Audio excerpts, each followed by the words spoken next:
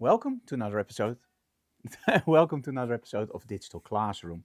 So let's start.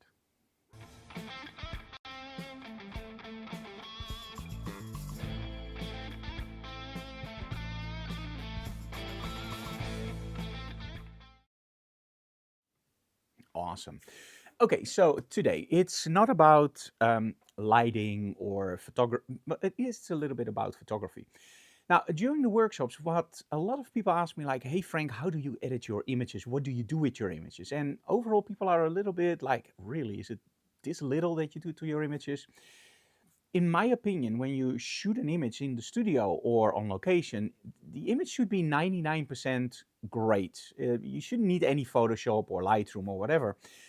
However, it's impossible to just empty your card and just go like, hey, these are the images, because there's always something in your images that you don't like or something that you have to take out, or for example, do some skin work or take something out from the backdrop. So how do you edit the images? Well, when I started out with photography, Lightroom wasn't there yet. There was not even talk about Lightroom. We had something called EasyDZ and I believe Breeze Browser. And those couldn't even show me RAW files. So I had to rely on a very small thumbnail or on the JPEG that I'm using. And then you could open it up in the big software that was called Photoshop. And in all honesty, for me, that was incredibly intimidating because I saw all these menus, all these options, and I saw people going like, oh, you can do this with Photoshop. And I was, oh my God, I only want to do a little part. And that's actually where the joke came from. I'm the best Photoshopper in the world, but only for the small part that I use Photoshop. When I started teaching workshops, I immediately found out that I'm not the only one that is a little bit afraid of Photoshop. And it's totally not necessary to be afraid of Photoshop. So a few weeks ago, we did a digital classroom about Lightroom for beginners. And we got so many great responses from students and of course from you guys online that we thought like, hey, why not do one Photoshop for beginners? Now I have to be 100% honest with you guys. For a Lightroom for beginners, I can do a whole digital classroom with 2-3 hours, whatever, because there's so much in Lightroom that you can do as a beginner. I think for Photoshop, it's a little bit more difficult for the very simple reason that Photoshop is more aimed at, it's more laser focused. So when I describe it, I always go like, okay, Lightroom is where my images live and it's where I do most of my adjustments. And what do I mean with most of my adjustments? In Lightroom, of course, you get the raw files in, so you do contrast, exposure, highlights, shadows, a little bit of sharpening, noise control, saturation, and of course your profiling. And that's about it. And then when do you go into Photoshop? You go into Photoshop if something is wrong in the image or if you need to add something more, like for example, skin work, or for example, taking something out of the backdrop. So I was thinking about how do I create a digital classroom that's interesting for you guys to see, but it's also not intimidating for the starters. And I found the solution, I think. I selected several images in different varieties, but also in difficult situations and sometimes very easy situations, just to show you guys what you can do and how you approach something. Now, my workflow normally is, as mentioned before, Lightroom is where my images live. There I do all my adjustments and then I open it up in Photoshop. Now, during the workshops, I also hear from some people like, okay, I do have Photoshop, but I don't use Lightroom. In my opinion, it doesn't make any sense at all. Lightroom is part of the Creative Cloud. If you take Photoshop, you get Lightroom, and it's just your hub. And in other words, in Lightroom, you can do everything you want with smart albums, with adjustments, and then Command E straight into Photoshop. But because there are still some people who don't want to use Lightroom, again, I don't understand it, so please do. I'm going to do it all in Photoshop. I'm not going to use Bridge. I'm literally using Photoshop as a standalone. So for me, it's a little bit getting used to. So if I make some mistakes, I'm very sorry for it to start with, but let's just try it out. Okay, let's start out very simple. Now, one of the things that you probably will encounter, let me switch over to my view, desktop Photoshop, there we go. Ooh, now I'm really small. So, one of the things that you will probably encounter is, of course, something that you shoot during a photo walk. Let's say something that needs some symmetry. Now, when you open it up in Photoshop, you have to realize that you get an interface that's very similar to Lightroom. So this is why I go like, okay, if you understand Camera Raw, why don't you understand Lightroom? Because in essence, I had to look certain things up in Camera Raw, because in Lightroom, I know exactly where they are, and in Camera Raw, where is that? Okay, so this was one of the shots I took during our photo walk for Scott Kelby in Kampen.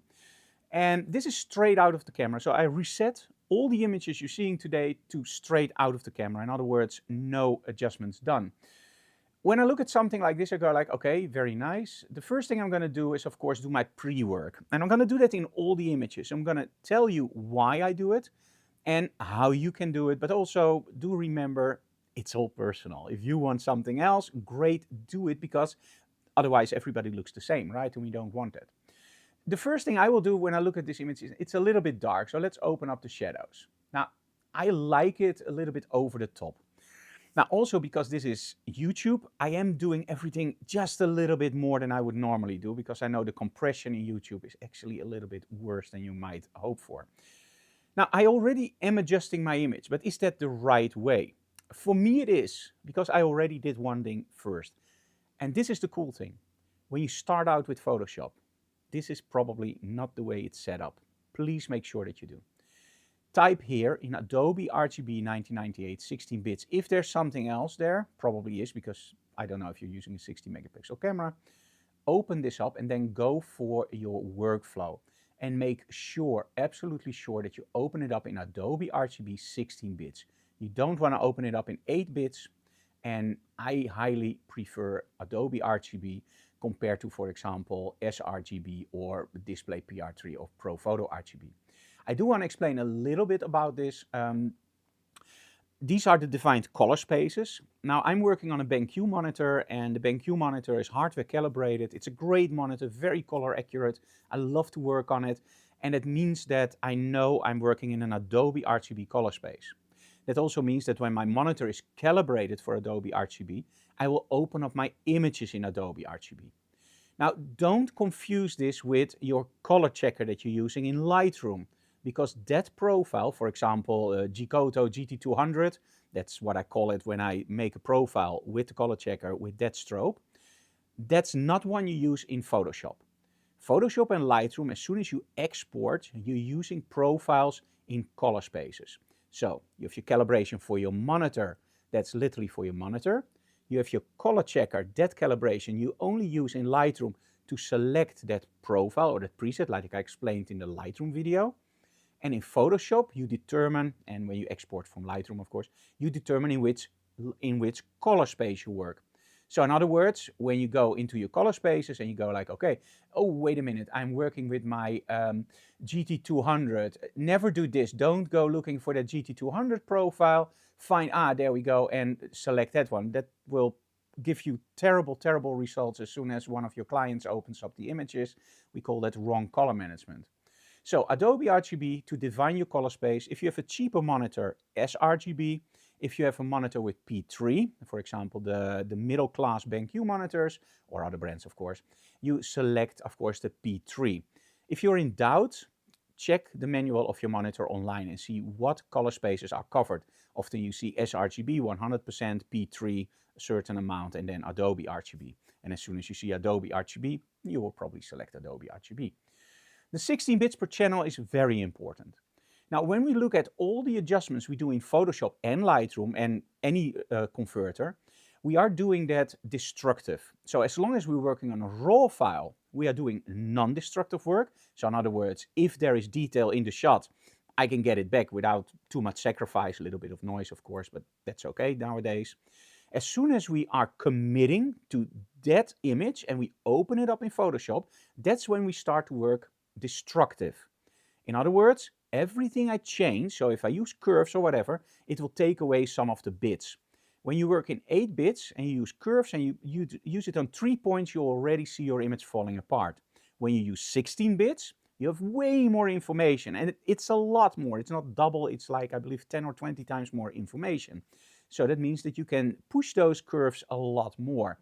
So always open it up in 16 bits RGB. Now, when storing your images, this is something else. I always store in JPEG 8 bits for the very simple reason, if I'm done with my image, I'm not going to open it again to retouch, or I will do slight adjustments, and that's okay with an 8-bit file. But when I start out, although I know I'm going to save it in 8 bits, I'm still opening it up in 16, because I'm opening it like this.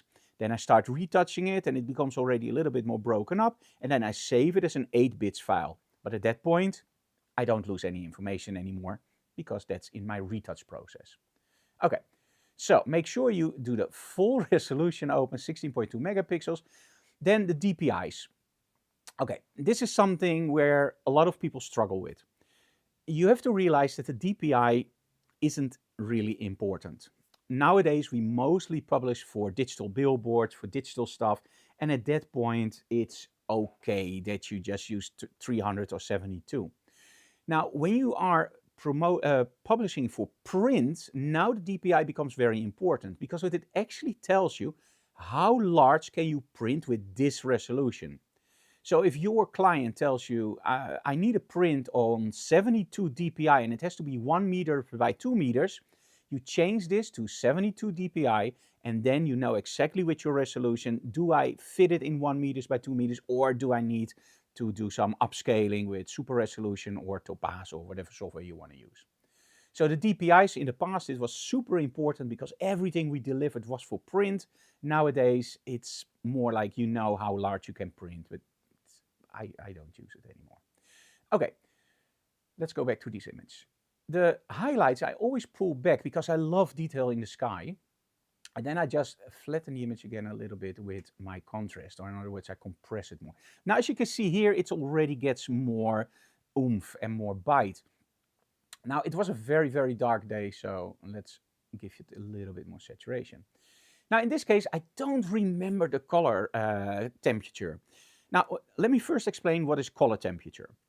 When we shoot images, the camera invents the color temperature. And how does it do it? I have no idea. It's too complicated to explain in a small video. But in essence, it will just create a color temperature, metering the sky, metering the available light, and then it will give you a color temperature. Now, what is the color temperature? Very, very short, a color temperature will mean that your whites look a little bit reddish or a little bit bluish. Now, you probably already know that when you shoot with your camera and you shoot, for example, snow will look very grayish. Now, how is that possible? That's because the internal meter of your camera is a so-called reflective meter. It will try to get everything into 12% or 18% gray. And of course, a snow landscape with a snowman in a snowstorm is not 18% gray. It's actually probably a lot higher. But the camera only understands 18 or 12% gray, depending on the camera. That means that it will underexpose. Now, when you photograph, for example, a black cat in a black mine, it will, of course, overexpose. This is exposure. Don't confuse this with color temperature. Your exposure is one part, and that's something that you can also adjust in your raw converter. The color temperature is something else. When we look at our colors, we have three coordinates, the X, the Y, and the big Y, hue, saturation, and luminance. Together, they actually dictate the color space. And within the color space, we have the color temperature. So it's the balance between the colors red, green, and blue, our primary colors. And that's actually what you can do on top, or actually here, sorry, in your white balance. Now, of course, I can do it on my eye, and I can go like, okay, let me see, this looks okay. Let me go here. Now I can see if you guys have calibrated your monitor. But it's much easier to do something else. Just take your color picker and find something that's a neutral gray or a little bit whitish. And there you go. It doesn't look nice. There we go. There we go. So we got something that looks nice. You can also use the sky, but then it's a little bit too much. So as you can see, I find something that's close enough, and then I will just adjust it. A better way, of course, is to use tools. Now, if you're a little bit more professional, you will probably carry with you an expo disc from Rogue. That's a little device you put in front of your lens. You will make a custom white balance, and at that point you know exactly, now I hit my white balance perfectly. The expo disc is great. There's just a new version that also works with infrared. I highly recommend getting it. It's an awesome device. If you want more information, just drop me an email. We actually sell the expo discs. Another solution, of course, and the cheapest one, is actually use a so-called white balance card. Now, I'm using the color checkers from X-Rite and nowadays, of course, Calibrite. But you can also use a so-called white balance card. It's just a little plastic board that's a little bit grayish. It's 18% gray if you do it correctly, but mostly they're a little bit higher. You just hold it in front of your camera, take a picture, and then you balance on that gray card. And if you're really picky, you put it in the scene and you take 2 shots, one with and one without. For now, this is fine. However, when I look at this shot, I go like, okay, that church, I don't know, it looks a little bit off. And this, I don't know, it looks a little bit off. Now, I'm not a landscape photographer, so I don't know how it works with converting verticals and whatnot more. Let's play dumb. So let's ask Photoshop to help me. Photoshop, can you adjust this image for me? Oh, wait, that's in a new update. No, I'm just kidding. Go for the crop tool. And now when you go into crop tool, you see an option called geometry. And I hope I pronounced that correctly. For best result, apply lens corrections first. Of course, I'm not going to do lens correction. Why? Right? Now, to do this, I'm actually going to go for my guided ones because the other ones are pretty standard. You can just move it around. But the guided one is interesting because it happens a lot that you find something in your image and you try to adjust it, and whatever you do, it just doesn't fit right. Every time you look at it, you go like, but that angle, and then you go that angle. So use guided. Watch this. So I'm going to find my horizon. I'm going to place my horizon very nicely. And I'm going to do the other one from the church. So I'm going to go in the top of the church. I'm going to find my line. And boom, pops your uncle. There we go. Everything is straight and narrow and nice. So now when I say, go back to my adjustments, voila, it's nice and straight, right? So this is very easy to do. So this is the adjustments for your geometry. Now, of course, you can open it up in Photoshop and start editing. But let's not do that with this image. Okay, let's do cancel for now. Yes. Okay, file open. Now, another problem that we experience a lot is hair. And of course, we do a lot of photography with models. And well, Claudia, for example, is a great model we use a lot. And Claudia always has cool hair, like red hair, or she has it's just awesome. But sometimes, as you can see here, we're shooting, and a lot of people don't realize this, but 99% of my portfolio that you guys see online is all shot during events and workshops. So in other words, time stress. I don't have a lot of time to take everything into account and make everything nice. And in all honesty, sometimes that's really frustrating because you just know there's more, right? So let me see. By the way, if you have any questions in between, I'm open for questions in the chat. You can just ask questions. Don't worry about that.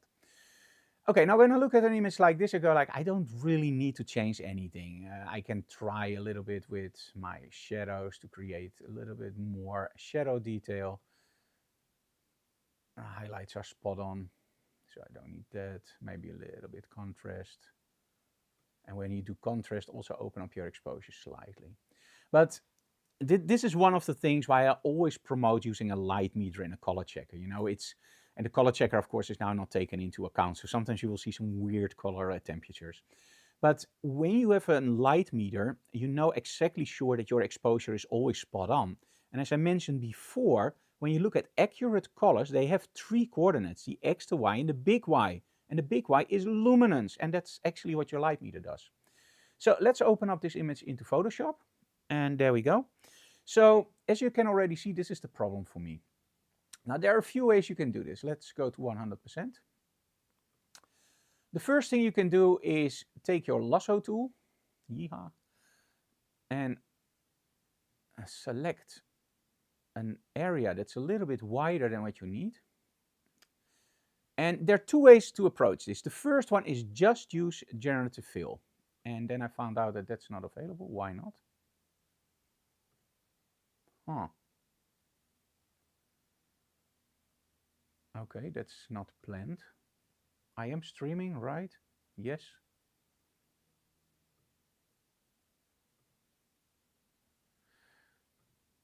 Okay.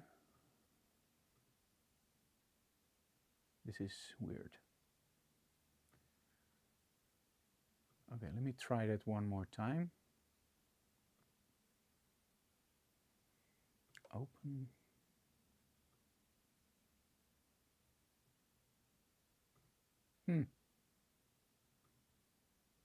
I have no idea, guys, why this is happening. Normally, you select it and you just press enter, and it will literally just give you a beautiful, nice filling. However, when that doesn't happen, it's no problem at all. Make the same selection, but now type in red hair, and at that point, plop, it will just show you the red hair. Again, I'm really worried why it doesn't show me my generative fill. I tried this, of course, before I started the broadcast, and then it worked. So let me start up Lightroom very quickly.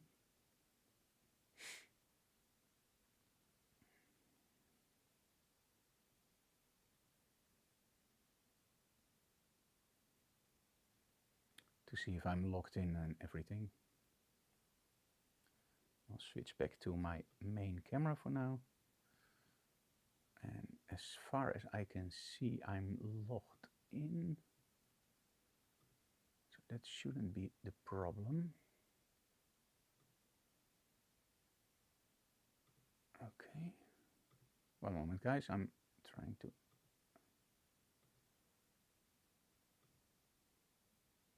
shut down. Okay. Okay, let me switch back to the, because I can also do this without generative fill, of course. Okay, let's continue.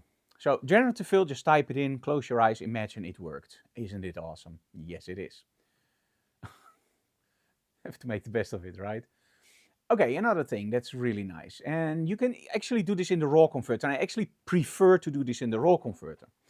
As mentioned before, when you do adjustments in Photoshop, you are working on a destructive manner. Now, many moons ago, there was this question like, hey Frank, does it really matter how you put your color temperature in your camera when you're shooting RAW? My answer is always no.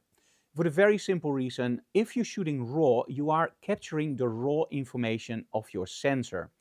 The color temperature is something that's placed with a flag later on. When you open it up, Lightroom or your RAW converter will read that flag and will set the color temperature for your image, right? It goes all automatically. However, the problem appears when you are shooting JPEGs. When you're shooting JPEG, everything is built in because there's compression and you have your final image. So when you shoot JPEG, make sure you always have your color balance set up correctly. When you're shooting RAW, that really doesn't matter. However, this adjustment you have to do in a RAW converter. Because remember what I told you, as soon as we go from the RAW converter into Photoshop, we are not working on a RAW file anymore. A lot of people think that, but in essence, you're working on a TIFF or PSD 16 bits file, not a RAW file. So what I'm going to do now, I have to do in the RAW conversion because we're going to do a lot of adjustments. Now, during the workshops, we love to work with colors. So, for example, shoot one image with blue from this side and the other one with red from that side, or as we used here, red and green and a little bit of blue. Now, when I edit an image like this and my client goes like, oh, I don't really like the green, you can try, of course, with the HSL converter or to get that out, the hue, saturation, and luminance converter. You find it on the color. But in all honesty, it can be easier. Because we're shooting with three colors in this case, red, green, and blue, and our primary colors are red, green, and blue, when we go into our color balance, you can actually see our red, green, and blue. Or in other words, you can see the triangle in your color space. So in other words, you can go from yellow to blue, which is actually from your secondary color to blue. You can go from your primary color green to magenta, which is all the way down in your color triangle. And those two together, you can literally balance the colors that I'm using with the strobes. So although I'm committing with my strobes to this balance, watch what we can do in Photoshop. I can literally go for more this, or I can go here, and I can literally just change to my heart's content the colors in my image. If I don't like something, I can take it out completely. No, but I can literally just change it until I get something that's more creative. Now, of course, if my client goes like, hey, Frank, I don't like the colors at all, you are in trouble. But when you're shooting with different strobes, remember in your RAW converter, you have the option with temperature and tint to change everything. So in this case, I'm not using it for my correction. I'm actually using it to be more creative. Okay. And of course, you can still use this to click somewhere and go like, okay, how does it look? And maybe you find something where you go like, oh, that's looks really interesting. But for me, it's more like that playing around. It's really fun. Okay, let's go for a real problem. This is going to be fun because nowadays I'm actually doing this a lot with content aware fill. So this is going to be so much fun. Not okay. Let's open up an image of something that you will probably encounter just like me a lot. A backdrop that doesn't really fit, a model that's sitting great, but oh my, look at the backdrop, all these creases in the backdrop. We want something that's more nice. Let's first open up the shadows a little bit in this image and let's give it a little bit more highlights and some contrast. There we go. And a little vibrance, that's okay for a shot like this. The raw files are incredibly flat. It's no problem at all that you just up that a little bit in Photoshop and in your raw converter, of course. So let's go into Photoshop. Now, normally what you would do is first use your crop tool and just make sure that you have the proper composition that you like. Now, in this case, I think this looks really nice.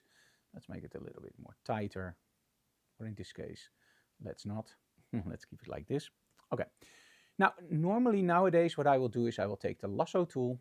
And as mentioned before, we have a problem somehow that my generative fill doesn't work. Nope. And that's just the day that we're doing this broadcast. Isn't that awesome, guys? Let me very quickly see if I do have internet connection, but NOEEK says that I'm streaming, so I should have internet. Let's see.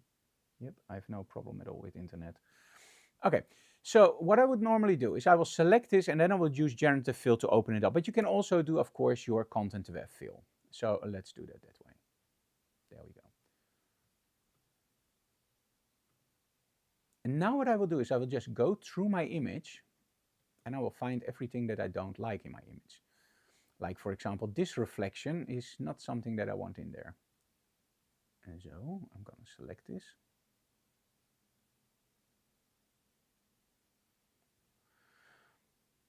I keep trying generative fill until I see that it works. And no, so, oh, sorry guys.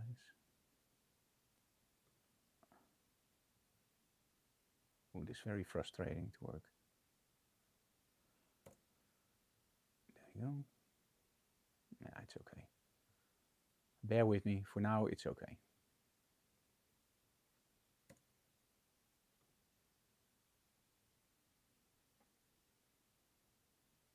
Okay. Looks okay now. Now, in all honesty, the creases in the plexiglass is something I would highly recommend getting out all the time because it just looks nasty in your final image. Now, with content aware fill, it's really simple, and with generative fill, it's really simple. Because it's not working at the moment, what I'm going to do is I'm going to use my clone tool, my healing brush.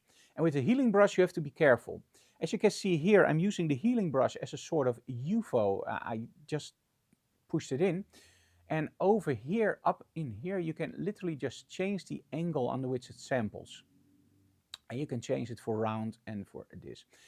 I find that if you play around with this, you can get almost in the smallest area. If you leave it as a normal brush, you will hit some stuff and it will just not be as precise. So I found out that working it like this, it's great, especially when you need to remove smaller parts like this. Just works like a charm, goes much faster than with a round brush. Now, because it's a live stream, I'm not going to do it 100% correctly. I'm just going to show you how I do it. And just bear with me. Normally, it's a lot nicer, of course. There we go. Now, the disadvantage of the healing brush, you can already see here. Sometimes it just samples something that I don't want in there. And this is something that generative fill does a lot better, if it works. I have to be totally honest with you guys. This is the first time it didn't work. So probably not an error from Adobe, but... Okay. Now this is something that's really something for generative fill because it will just render that extra. So for now, I'm just going to cut it off. That also works, of course. because we have enough room. Okay, now let's say that I'm happy with this and I cloned everything out. I'm still stuck with that very, very nasty backdrop. So how do we get that backdrop nice? Well, of course you can get a new backdrop, but I already took the shot, right? And maybe you have a lot of those shots on your hard drive and you want to make sure that all those shots look nice. So what I'm going to do is I'm going to select my subject. And I hope that works great. There we go. And now you can see that there's still some problems here, but you will find out I don't even care about that because that's the part that I'm going to leave in. So I'm going to do cut model, edit, cut. Okay. And now what I have is literally a cutout model, but I'm going to do the following: paste special into place. So now I have my model back. The only problem or the only difference is now I have my model on the top layer and I have a bottom layer. And this is something that I didn't explain yet to you guys. And this is a beginner's workshop, right? When we work in Photoshop, there's a huge difference between other software, like, for example, Lightroom. With Lightroom, if you want to make an adjustment, you can, for example, use your local adjustments, which are great, they work fine. In Photoshop, you can do it much better. And that's by using layers. Now, a layer is nothing more than stuff that is stacked on top of each other. And you have to realize that sometimes you can see through it and sometimes it's blocked. And it always works from the top down. So in this case, my model is on top, so now I see a complete image. If I take my model out, I don't see a complete image anymore, I only see this. So the two layers together make the image, the layer separate doesn't. To make the backdrop nice, what I'm going to do is I'm going to copy my bottom layer. So now I have two layers on top of each other that are the same, and I have my model. I'm going to go for that middle layer, and I'm going to go filter, blur, and I'm going to do a Gaussian blur. Now, this is of course way too much. So let's go down, down, down. I don't want any weird artifacts. Okay, this is okay, this is nice. But as you can see here, my selection wasn't 100% perfect. Or was it? Well, I did one thing wrong. Watch this. Let's go back. So I have my selection of my model, right? What if we make that selection here? Edit, cut, edit, paste into place. Now, what you will see is when I take it out, I still have my original model here, so take it out. But look at this. Do you see all the sides? Now, as soon as we're going to blur that, you have to be careful that you don't want any infections. So let's go for filter. Let's go again for Gaussian blur. Let's just pull it down. There we go. Now paste that model back and bring your backdrop back. And now you can see that it fits, right? No more of that weird glow. It's the bottom layer that you have to activate again. So the first time I cut my model out to show you how the layers work, but don't make that mistake. When you start to blur, your backdrop starts to expand. And that's why you always leave your original backdrop. And Adobe actually helped you remember that by using a little lock here. So in other words, keep your original backdrop there. Now I hear you going like, hey Frank, that's really nice, but can you up the blur now that you've done that separation? Yes, we can. Look at this. At the moment, because I already have that original backdrop in the back and that's selected, I can just blur the heck out of it without infecting everything else. Do you see that? And this is the power of local adjustments versus layers. With layers, you have so much more control because you can keep originals stacked underneath your adjustments. And that just gives you a lot more action to get away from all that nasty or side effects and glow effects. So sometimes it's cool, most of the times it's not.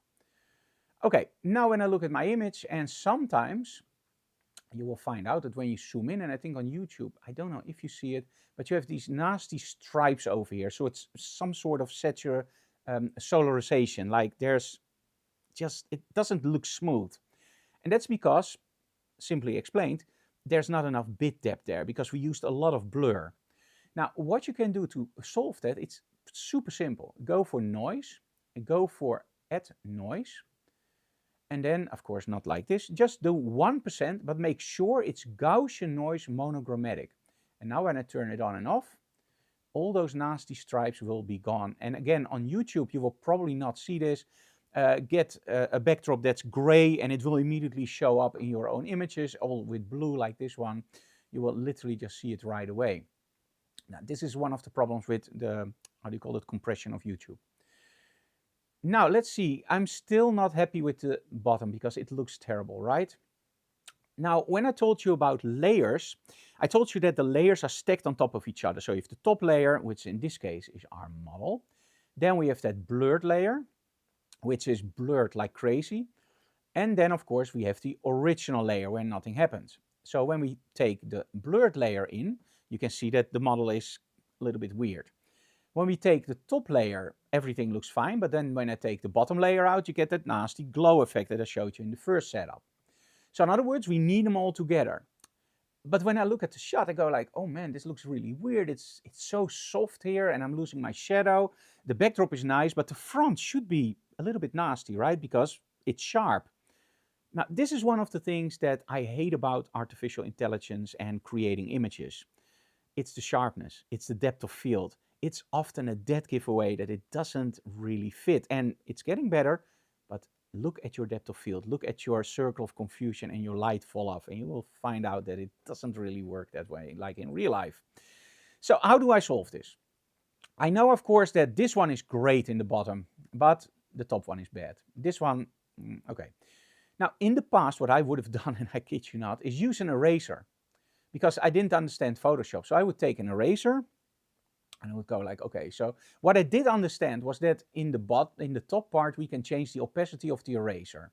So I was going like, okay, let's do this. Let's erase that back. Oh, that looks already nice. Done. Save it. But what if, oh, I don't like that. Okay, let's go back. And that's with, of course, Command Z. So let's go back. Let's do it again. Oh, no, not again. Oh, go back, do it again. As you can see already, this doesn't really work. And what if you want more or less or more accurate? With the eraser, it's destructive as crazy, so you can never go back. However, wouldn't it be nice if there would be something that we can, like on paper, just cut a little piece out and save that and just move it the way that we want it? That's layer masks. So we know that the problem is in this layer. So what I'm going to do is I'm going to do a layer mask. And now I have two options that are important. The reveal all and the hide all. Now, the hide all means everything in that layer will be hidden, so you don't see it anymore. And of course, the show all, reveal all will, well, you already guessed it, it will show everything. So in this case, what I always determine is, do I have to take out a lot or a little? And I'm probably lazy, because if I see I have to take out 90%, I do hide all. If I know I have to take out 10%, I do reveal all, because it's less work, right? So in this case, I know that I don't have to take out a lot, so I'm going to do reveal all. Now you will see that next to your layer, there's a white piece of paper, and that white piece of paper doesn't do anything. Now, I remember that a long time ago, somebody asked me, like, hey, Frank, how do you remember what actually works, black or white? It's very simple. You don't have to remember. If black doesn't work, white works, because there's only two options with a layer mask. So now for a white piece of paper, let's go for a brush, and let's take a black brush. And sounds logical, right? White piece of paper shows everything. So what does a black piece of paper do? Hide everything. So when I take a brush with black paint, I can literally paint everything back. The only problem is, as you can already see here, it's nice, but it's not so nice here. I can literally see that whole area there, and that's something that I don't want in there. Press the X button, and now you will see here on the bottom part, you will see that my red and my black and my white just switches. So what if I say, okay, with white, let's go back again. Okay, this looks much better, right? Now we have that nice separation. Yep, that looks nice. But what if I say, okay, I like that bottom part, but I want it less. Let's say 50%. And this is the cool thing about layer masks. You don't have to paint with black and white. What you can do is very simple. Go for black and just go for medium gray. And now I can literally do this. But what if you don't?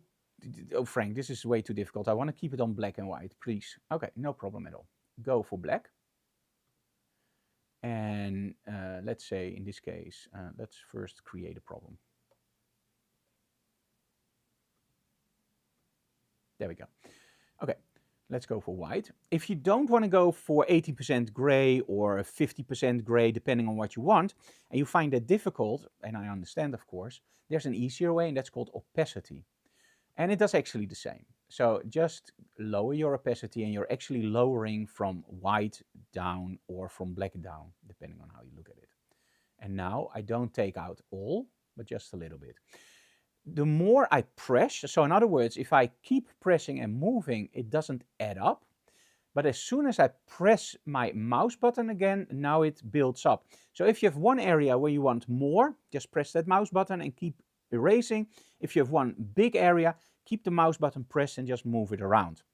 Now I'm doing it at the moment on a touch display or a touchpad, but you can literally just use best a drawing tablet like XP Pen or Wacom. They both create great pen tablets. I'm actually using an XP Pen myself because I found that one a little bit easier to work and more accurate than the Wacom. But they're both great, and there are other brands out there too. If you do a lot of retouching, I really recommend a pen tablet.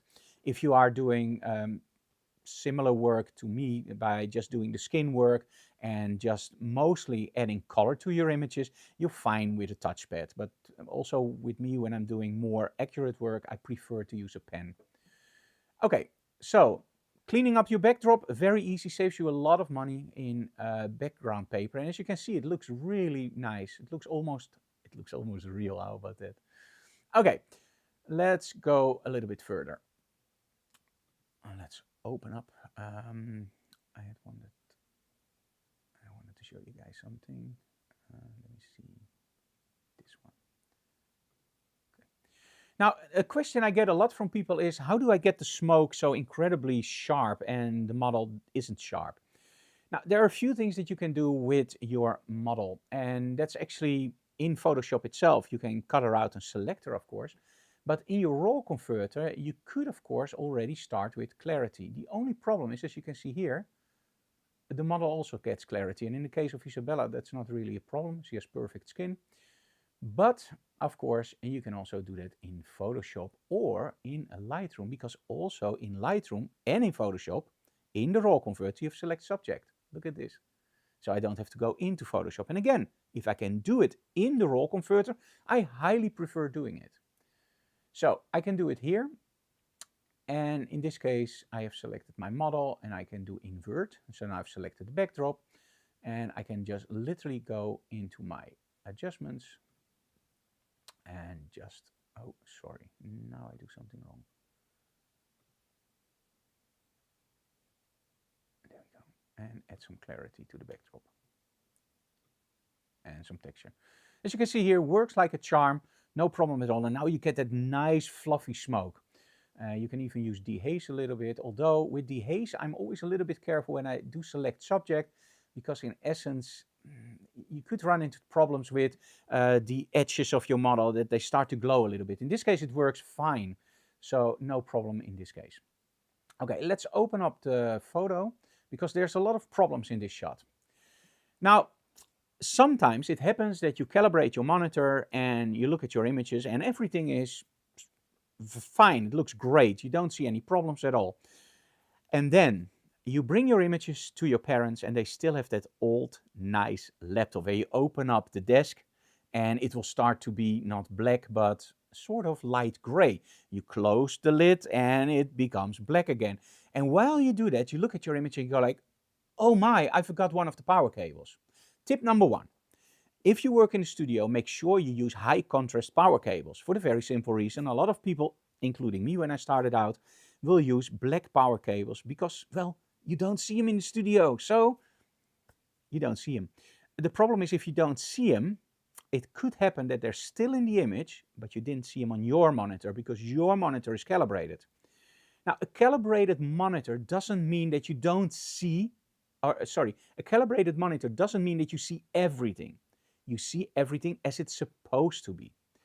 Now, when I started out with movies many, many moons ago, one of the things that struck me was when we started using laser discs is that sometimes on the side of the laser disc you saw this weird rumble with all these numbers going up. And you're like, that's frustrating. So you pressed the zoom button and it was gone. What did you see? What you saw was the so-called time code. And that's actually the time code that's in the so-called safe zone. Now, what is the safe zone? The safe zone is an area what you are not supposed to see. However, when the whole laser disc came up, we wanted original aspect ratio or no sale, also with DVDs. So that meant that a lot of the studios actually tried to get you all the information. Think about Back to the Future, where in one, I believe it was film number 3, on a train with cowboys, where in the first release you only saw 3 cowboys. And you wondered, why is Michael J. Fox doing this? Because there was a fourth cowboy, but it was cropped out because it was a 235 movie and they made it 16:9. So they cut out one of the people. The same thing happens when you calibrate your monitor. When you see the darkest black on your monitor, it doesn't mean that there's nothing below that. In other words, try it out, calibrate your monitor, and now boost your brightness, and you will start to see detail that you thought you took out. When I look at this image, it's pretty clear where it is. But I wanted to show you a very, very simple trick I found out that will blow your mind if you never saw it, because this makes retouching super simple. So, I already told you guys that we have something called layers. Now, layers in Photoshop is one of the most coolest and one of the most intense options you have in the software, because it opens up a lot of possibilities for compositing, but also for retouching, but most of all for cleanup. Now, a while ago, they added something in Photoshop called adjustment layers, and this is many years ago. You find them on the layer. Now you go to new adjustment layer, and what you do is you take a curves adjustment layer. As you can see here, nothing happens. But look at this. We have our adjustment layer on top of the original image. So that means that whatever I do on this layer, if I take it out, it's gone. So what if I just open up my shadows like crazy in my layer here? There we go. Now I can see much clearer what's going on in my backdrop. You see this? I see a lot of the junk that I had in my studio, even more than I saw before. You can even pull back your highlights to make sure that there's nothing hiding in the highlights. There we go. So now I can also see that one very clearly. Because it's on a separate layer, if I turn it on and off, it's gone. Yeah? So now I go to my bottom layer, and that's the fun part. Let me just move that around and create a new duplicate. Duplicate is very easy. So when you want a duplicate, you just pick up your layer and you just drag it over the plus and you have a duplicate layer. Same goes for the trash can. If you want to trash it, there you go. You just trash it. And by the way, if you want to unlock your bottom layer, I highly recommend not doing it. You just press here and it's unlocked. So you just press on the lock. As you can see here, the lock is gone. Of course, you can activate it again. For example, never mind, you can. I never did that. So let's go back to my background copy. So now that I have done this, I can literally just go to my healing brush, and because generative fill doesn't work, I have to do it like this.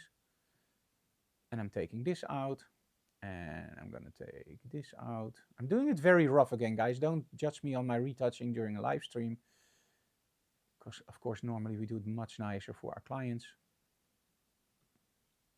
And even then, sometimes I miss something. That's normal. Oh, I didn't see that one. There we go. And now when I take out my top layer, look at that and look at the difference. Now in this image, it was pretty easy to see where the problems was. But how many of those images do you have where you go like, is there something in the shadows? This trick just opens up so many options. It's awesome. Now let's continue this.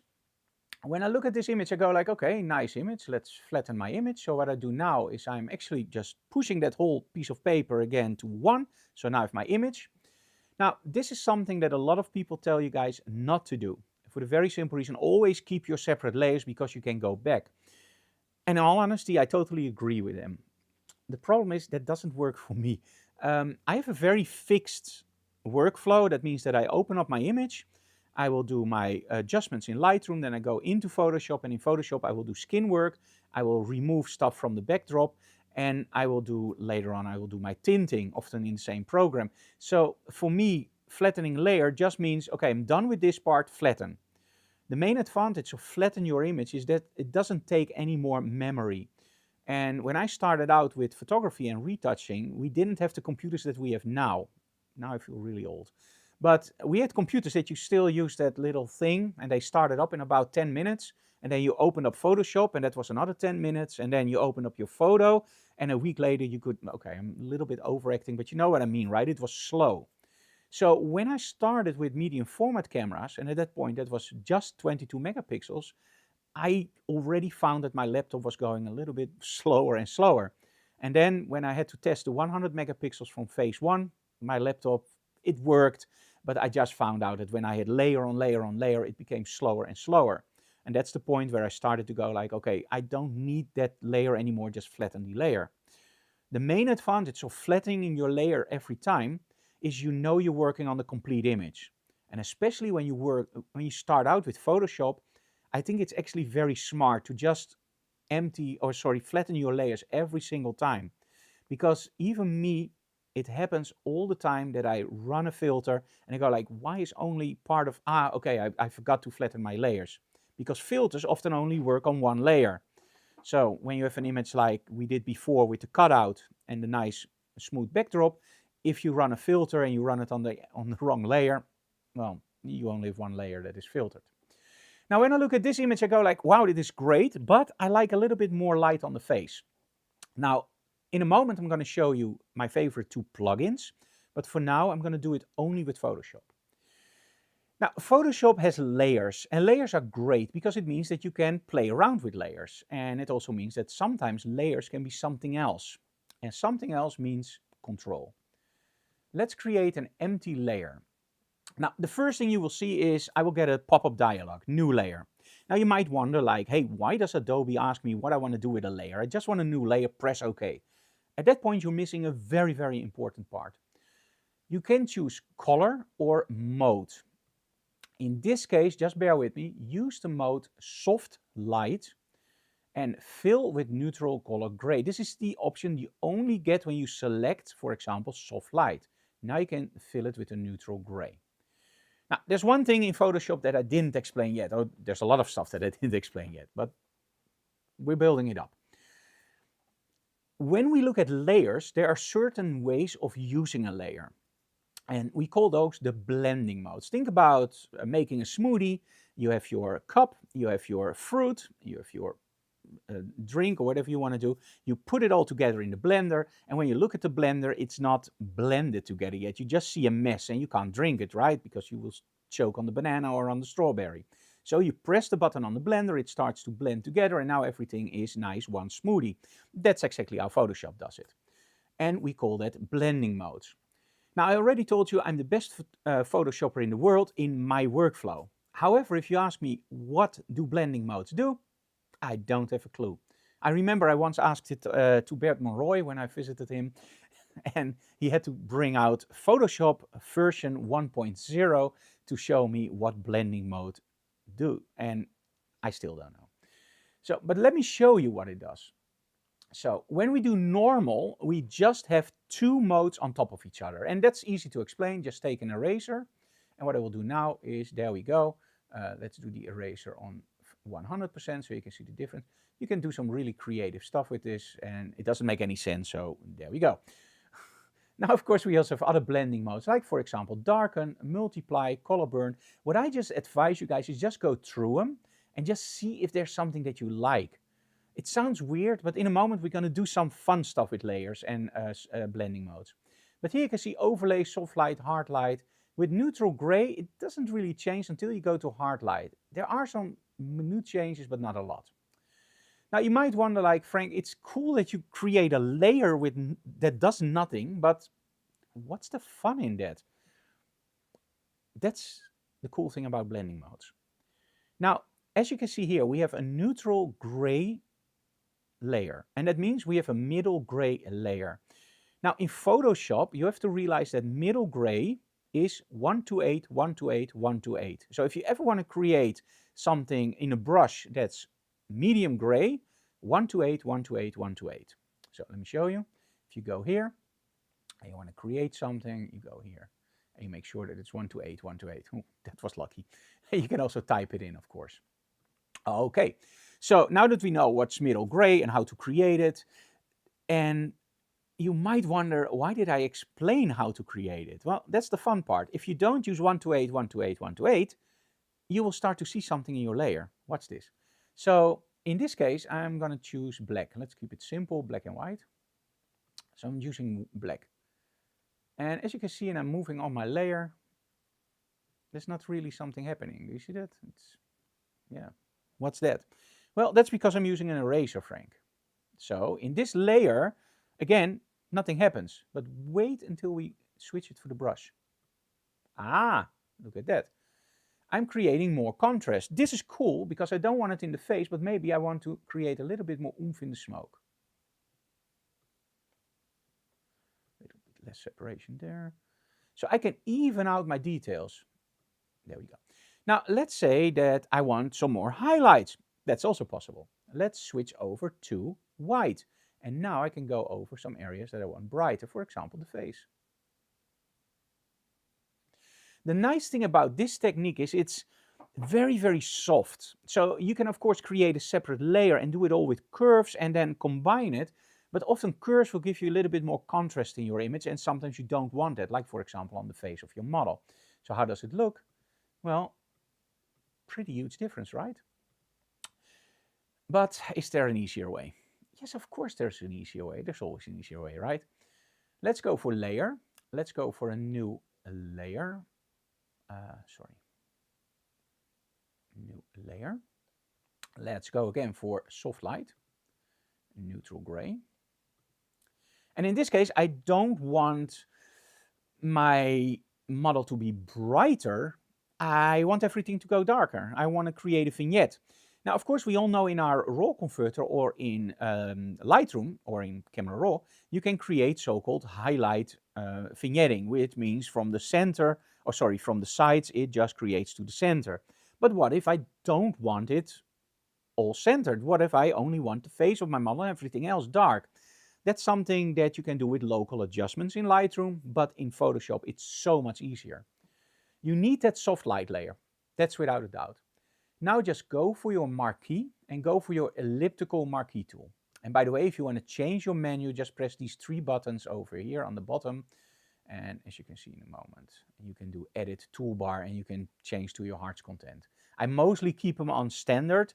For the workshops, that's easier so that when you are behind your computer, you don't see all different kinds of tools, but you literally see what you see in yourself. So the round marquee tool, I'm going to press it around her face. There we go. This is very important. Modify, feather, and I'm shooting on a pretty high resolution, so 1000 pixels. Make sure you inverse it, otherwise it doesn't make any sense. And now take a paint bucket with black paint and just drop it in the backdrop.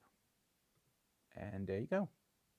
So now we have a very dark backdrop, and that really draws the attention to the model.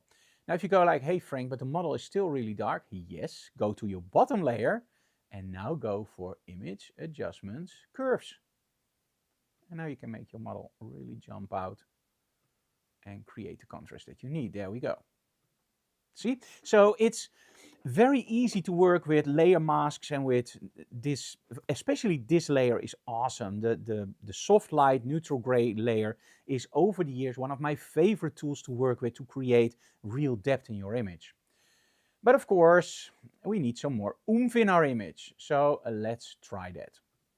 Let's go for open. And let's get an image for something more oomph. And what do I mean with oomph? With oomph, I mean oomph, literally. More impact, more power. So here we have Claudia next to our C container. And let's first open up the shadows. Now this is an outside shot, and I have to be honest, with outside shots, I'm always much easier on my lighting. So in the studio, I want to make sure that everything is 100% perfect. And if it's not, I will use extra filling lights or reflectors. outside, we are often, as photographers, under stress. So during a workshop, I have the time, but often you are on a location, go like, are you ready already? And I have to worry, I have to work, or it start to rain. So often you place your light slightly less accurate, and you have to do a little bit more work in Photoshop. And I'm okay with that. Also, capture the full dynamic range, you sometimes have to underexpose, so you have to lift that up in Photoshop, and that's okay. Let me explain that very quickly. Sometimes on location, not in this case, you have a very bright sky and you have a strobe with you, but you just can't balance it correctly. At that point, don't worry at all. Just underexpose the whole shot. As long as you know why you're doing it, that's fine, right? It's just thinking ahead. And that doesn't mean just shoot everything like you want and fix it in Photoshop. That's something completely different, guys. So let me give some highlights back, and let's just open this up a little bit more. So what I'm now doing is, I know I'm already gonna push it a lot with some filtering in a moment, so I'm opening it up way more than I would normally do. And again, this is thinking ahead. I know my process, what I'm gonna do. I know that in my process, what I'm gonna do, I'm gonna bump my shadows down. So in my raw converter, I already open up the shadows to close them down in my final retouch. You might wonder like, hey Frank, why don't you choose a different way of retouching that doesn't clog up the shadows? Let me show you that in a second, and then you know why. So color balance, I think, is okay here. Let's just play around with it a little bit. There we go. Okay, let's open this up. We see people in the chat. Hi guys. Now, normally I would do this in my raw converter, but because how do you call it? Content generative fill isn't working. I want to show you how to do it in Photoshop, but again, it doesn't work at the moment. I don't know why. So I would literally just straighten the container a little bit like this and extend it. And what Photoshop will ask me in a second is, do I want to extend this generatively like this? As you can see here, at this moment, it's disabled. Again, I don't know why, but yeah, it's weird. So at this point, I'm going to do cancel. I'm just going to leave it like this. Okay, so when I look at an image like this, I go like, this is awesome, but I want more power in my image. Okay, the first thing I want to do is, of course, draw the attention of my viewer towards my image. Now, you can do, of course, again, adjustment, layer, new layer, but that's a lot of work, right? I don't want to do that. So if you do something and you repeat it all the time, in Photoshop, there's a really handy option, and it's called actions. Now, the actions you can find over here. And as you can see, I already have some in it. Skin retouch, red channel, dots and burn, for save, frank painterly, and skin detail. Now, how do you create an action? It's actually pretty simple. It's been years since I've done it because I always use the same ones. You press plus, create new action, and for example, a backdrop. And you just press a record. At this moment, I'm recording, so I'm going to do a layer, a new layer. I'm going to select mode, soft light, neutral gray, okay, and I'm done. Let's delete this just for fun. Now when I go to my action backdrop, you will find out very quickly that when I say backdrop, boom, there's my layer. Isn't it awesome? So especially with longer actions, like for example, I created a painterly effect. As you can see here, that's a really long action that runs. And I can, in between, just do adjustments in your action. So when you go into your settings, you can literally just change all the settings, as you can see here. This is something that Adobe really did well, and something that will save you so much time when you do repetitive work. And in the end, let's be honest, when you do event photography or families, there is a lot of repetitive work, and this just helps so much. Okay, so in this case, what I want to do is I want to do my dots and burn. Oh, sorry, I already did that. And why do I call it dots and burn?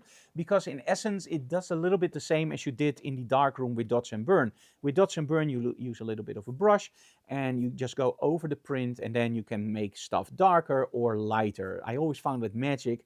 I believe I was 8 years old when my grandpa took me into the darkroom and showed me how to use a magnifier and some white piece of paper, and I thought it was pure magic. You get this white piece of paper, all these baskets with stinking water, and you put white paper in and you just saw an image coming in, you go like, what is this?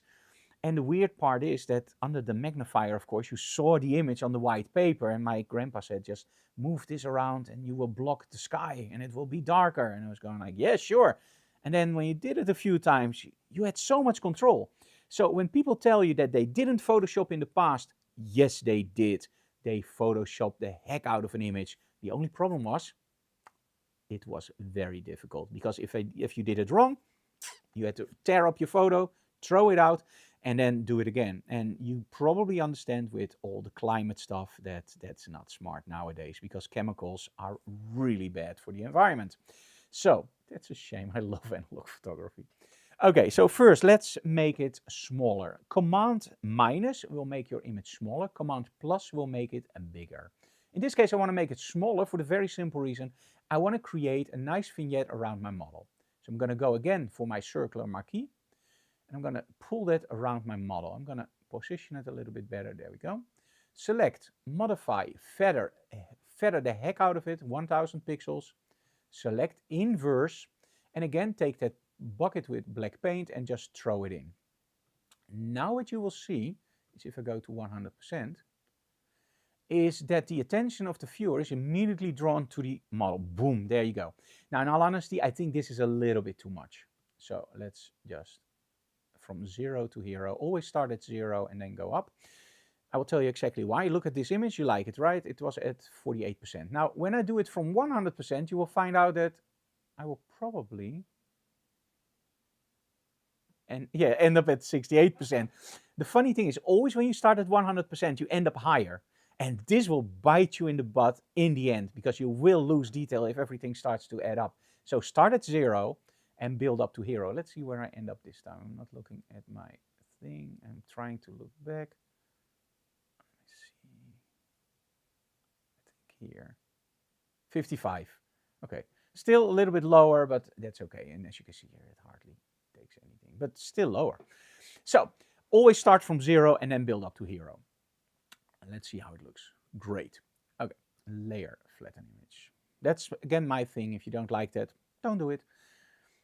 Now I want to give you a tip about adding something to an image that when I found it out, I was over the moon. I was looking for this for months. Now at that time, of course, we did have internet. I'm not that old, but I just couldn't figure out how they did it. And to be totally honest, a few years later, I was on a trade show in the UK, and I was visiting a demo from a Photoshopper, and I don't think he does anything anymore. And he explained this exact same technique, but he explained it with so many steps that I just lost track. And at that point, I already knew my Photoshop pretty well, and I was just kind of like, why the hell do you do that? Why? That doesn't make any sense, because that counteracts, that's, why do you? And sometimes, and I'm really honest with this, look at guys like, for example, the Kelby One instructors, Glyn Dewis, Dumesh, Scott Kelby himself. They show you the techniques simple. Now, again, I'm more lighting-wise, so I don't do a lot of retouching in Photoshop. I hope you guys enjoy our Lightroom and Photoshop tips, of course. If you do, let me know. But when you look at how something is explained, sometimes it's nicer to have all the magic, right? So people can't do it themselves. So after the show, I actually went to the guy and he said, did you like the show? And I said, yeah, I really liked the show, but why didn't you explain that technique like this? And he said, yeah, but that's two little steps. At that point, I can't fill my hour with tips. That's the difference. And he said, then everybody can do it. And we have to keep a little bit of a secret, like Frank. And he just tapped me on the shoulder. And I was going like, I'm an instructor. I want to make it as simple as possible for people that they can do whatever they want. Because let's be honest, with photography, you can never take a shot like I do. And I can never take a shot like you do, because it's 1/1,000,000th of a second that we are, and my position is slightly different. Your position is, the model is different. So why not just share all the secrets, right? There are no secrets. We have internet nowadays. So I'm going to show you something that's really cool. Create a layer and create an empty layer. So don't do anything in that layer. Now make sure that that layer isn't active. Now in Photoshop, when you press on a layer, then you make that layer active. So when I press here, that's that layer. And then you also see the opacity and the fill. And now I go for my background layer, and I can of course unlock that, and then I see the opacity and the fill. But it's an empty layer. Make sure you're not on the empty layer. Go for your layer 0. And now you might wonder, what now? Okay, go for channels. Now, when we look at colors, we have certain kinds of colors. We have primary colors and secondary colors. Our primary colors are red, green, and blue. But that's for surfaces that emit light, like, for example, a monitor, a projector. Everything that emits light will be RGB. We also have secondary colors, cyan, magenta, and yellow, and often black for key. You will find those in printers. And that's actually when you print something on paper. We need different colors to create those colors on paper because it works different from a monitor. Now, our eyes register in red, green, and blue. So that means that Photoshop and a TV monitor or projector uses the same channels that we use, and that's where we're going to play with. Now, when you look back at film, did you ever hear about Technicolor or Velvia with film? They use certain emulsions to get that really nice saturated colors. Think about Technicolor. So how did they do it? You can manipulate color channels. And of course, in the old days, that was much difficult, because just look on the internet how many layers a normal 35mm film roll has. It will blow your mind. It's not one layer. I believe it's layers on layers on layers stacked with chemicals in between. It's amazing mystery how it works. But by manipulating it, they could get you different colors. Think about Velvia versus Reala or Portra. And I'm going to do exactly the same thing, but we're going to do it digitally. If we look at our channels, we can see that our photo has 3 different channels: green, blue, and red. You might say, hey Frank, this is black and white. No, it's not. These are the color channels. They render it as black and white, but these are the color channels. So red, green, and blue. When I combine them, I have a color image. Now, in most cases, I will look at which one gives me the most power, but also makes the model jump out. And in most cases, that's red. So I like the red channel. So let me do the following. Command A, that means select everything. Command C, that means copy. Now, activate that again and go for your top layer. Now I'm on that new layer. Now I'm going to do Command V, and that means drop it into that layer. And as you can see now, I have my color image on the bottom, and I have my black and white image on the top, which is not a black and white image. It's the red channel. So we can do a few things. You can, of course, build it from 0 to hero. But as you can already see, nothing happened. As you can already see, that doesn't work at all. It just makes it flat and it just looks terrible, right? So that's not the way. Remember those blending modes? This is where the fun part comes in. Go for example, soft light. And look at that. Do you remember when I told you that I open up the shadows at the start of my retouch because I know that my retouching is going to block up my shadows? This is exactly why I did it. Also here, start from 0 and build up to hero. And there you go. Just enough detail in the jacket, and I didn't practice this, so I'm very lucky. Just enough detail in the boots, and I just love the impact of that little extra red channel. Look at that. And also look at the hairs. Do you see that it just gets a little bit different look and hue? Let's go to 100%. Now, let's say that you go like, okay, Frank, I really love this. Wow, man, you did a great job. But those hairs, can you also make them jump out a little bit more? Yes, of course. Now, I already told you guys that you can work with layers, adjustment layers. You can take layers off with literally a reveal all and hide all. And of course, you can blend those layers together. But how about local adjustments with a tool? Is that possible? Yes, of course. You have the healing brush, you have the clone tool, you have, of course, your dodge and burn tool. We didn't talk about that one, right? Okay. The previous time when I showed you dodge and burn, I did it on that gray backdrop. I did it on the gray backdrop for one very simple reason, and I told you guys that it's softer. It doesn't have that nasty impact of dodge and burn. So what does dodge and burn do? When I go for dodge and burn, you will find it here in your tools layer. And when you press on it longer, you can see that there are several tools. Let me start out with the dodge tool. Now the dodge tool on top, On the top, you can see what it does. You can select highlights, midtones, or shadows and your exposure. In simple terms, as I do it on highlights, I can literally just make my highlights turn up more, as you can see here. Yeah. Let me do that again so you can see it clearly. Yeah. Let's take that out again. Okay, let's overdo it a little bit because I'm always a little bit unsure about if you can see it on YouTube. But at this point, the hair doesn't really get more saturated, right? It actually becomes flatter. And this is because, as I told you, when you raise the luminance of a color, the color becomes less saturated. When you lower the luminance of a color, the color becomes more saturated. So you might wonder, is there an opposite to the dodge tool? So dodge tool makes everything brighter that you touch, like for example here in a coat. So you can really just make details stand out perfectly. As you can see here. Let's say you want the boots to stand out more. There you go. Yeah, nice, right? But how about the opposite? Okay, that's something we call the burn tool. The burn tool I often have up shadows, exposure 24%, you can change that to whatever you want. And now when I go over it, it will make everything darker, as you can see here. But still, the effect isn't that obvious. I can still see it, but I want oomph, I want real power.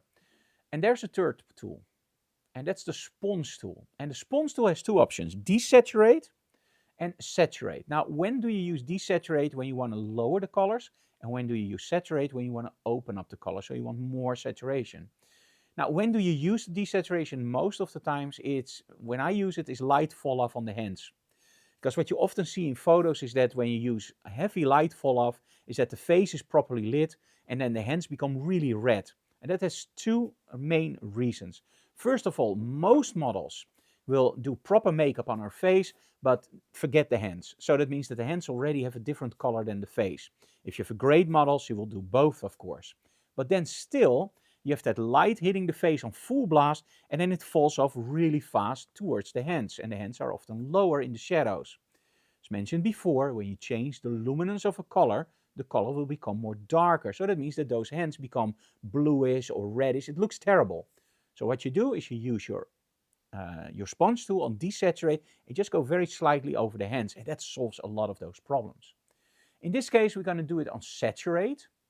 And again, for YouTube, I'm doing it over the top on 50%. And as you can see here, when I now go over her hair, you see that it starts to shine a little bit more. But as mentioned before, I'm working on a black and white layer, so you're not really seeing the effect. And Photoshop has different layers. So what would happen if I select my bottom layer and I do saturate? Oh, look at that. So on the top layer, I can do my dots and burn, that's no problem at all, but the saturate doesn't work. This is where sometimes it helps in Photoshop to use the eyes of your layers. In front of every layer, you see these eyes. When you click them, you will see the layer and you will disappear the layer. So if I take out the original layer, you probably know why saturation didn't work. I can saturate the heck out of it. It won't change for the very simple reason it's the red channel. There's no color in there. However, if I do it on the bottom layer, this is where we can do it. Now, why did I open up the shadows on that red channel layer? Think about that one for a second. You already know it? Okay. I did that for the very simple reason, noise. If I open up the shadows only on the red channel, I only introduce noise in the red channel.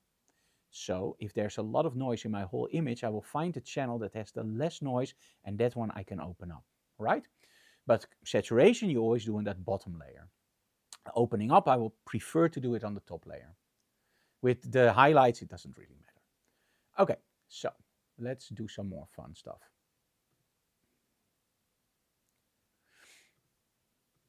I think we already covered a lot of ground, and the problem is that at the moment, a lot of the stuff that I wanted to show you guys has to do also with generative fill. So I feel a little bit worried that it doesn't work. Okay, let's do this one. Now, sometimes it happens that you do, for example, a reportage, how do you call it? A shoot for a client. And in this case, this is Ray, a good friend of us, and he's a luthier. Now, what is a luthier? A luthier is somebody that knows a lot about guitars, build guitars, doesn't play guitar in most cases. And he's the guy, when I don't know what to do with a guitar and I can't adjust it myself or a headstock is broken off, I will bring it to him and it's magic. He always works his magic and it's great. So at one point I said, you know what, Ray, I'm going to bring my camera and I'm going to take some shots of you. And he was going like, yeah, but I got some shots and that's fine. I said, no, let me bring my camera. I want to really show you some great shots afterwards that you can use for promotion. Now, what most people do when they take photos of their work is use an iPhone or an Android, of course, or a professional camera. They take the shots, they load it up in Photoshop, and the only thing they will do is this. So they will go for the white balance. Yep. They will go for vibrance. Nice. Then you will see that your white balance is a little bit off. There you go. Then maybe they will do some shadows and highlights, add some contrast, and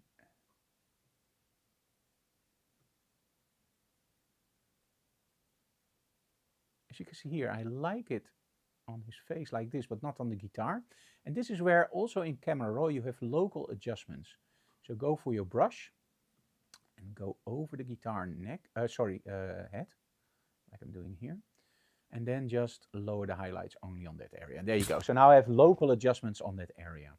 Okay, open it up. Now in Photoshop, I can do a lot with this. For example, I can copy that red channel and create something like this. But in all honesty, no. If I work for a client, I want something cool. Now, as an analog photographer, a lover, I love the different colors that I get from film.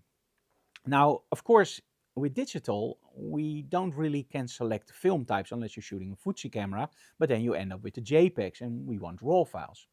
Now, of course, we all know that in Photoshop and Lightroom, you can use so-called presets, which are predetermined actions where you can literally just give your image a nice look.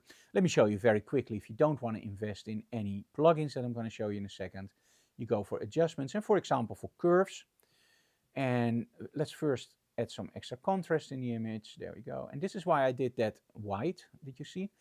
If I wouldn't have done the local adjustment and I would turn this up, which I like, I would have blown this out. So make sure in your raw converter that you literally do everything as close as possible to what you in the end want. Now, as you can see here, it's a little bit too yellowish, but we're going to solve that. Because if you press here, you will find out that the first time that we did it, I'm actually adjusting for all three channels, red, green, and blue. If I go here, I can also do it only for the red channel. So let's take some shadows. Let's take some red out. There we go. Let's add a little bit in the highlights. There we go. Let's go for blue. And let's do blue in the bottom in and blue in the top out. There we go. Now, when I compare this to the original, I have to be honest, it already looks much better. So let's press OK. And let's do something else that's really cool. Let's do dots and burn. There we go, sorry. And let's just give it a little bit of a vignette. Not a lot, but a little bit. So let's just go here. Let's make sure that the attention is on Ray. Okay, let's do a select feather, modify feather, 1000 pixels, select inverse, and let's take a paint bucket with black paint. There we go.